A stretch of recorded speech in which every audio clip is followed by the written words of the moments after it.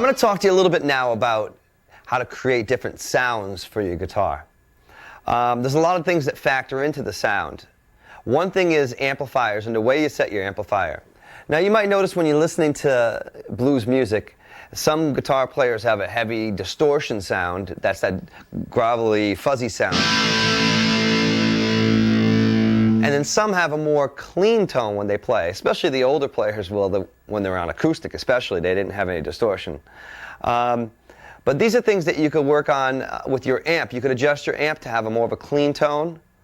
And usually the distortion is called gain on a lot of amplifiers. You turn the gain knob down, it will get a clean tone. Or if you want that fuzzy sound, you turn the gain up. Also, the pickup that you use on your guitar has a lot to factor in on that too. We have two different pickups on this guitar. Some have three. And you have a pickup selector. Usually the pickup that's closer to the neck will get a more bassy or full tone, whereas the one that's closer to the bridge would have a more sharper, brighter tone.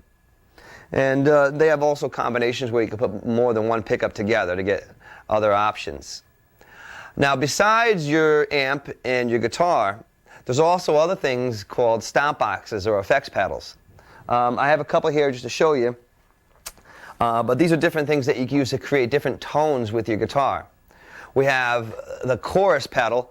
Now, a chorus pedal gives it like a wavy type of a sound, and it fills up the sound tone. And a lot of blues players do use chorus pedals.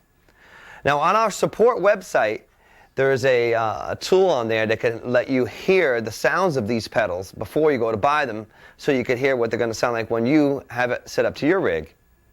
So the chorus is definitely an effective pedal that's used a lot. Also, there's distortions, and again, there's a distortion grid on our site that you could check out to let you hear different types of distortions.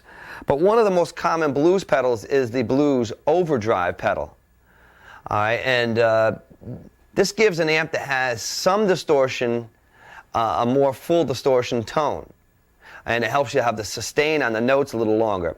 The way I like to use it is I have my amp distortion for when I'm playing rhythm guitar, and then when I go to play my leads, I step on the overdrive pedal, and it gives it that extra kick into it so that I can have the sustain for when I want to hold the notes out.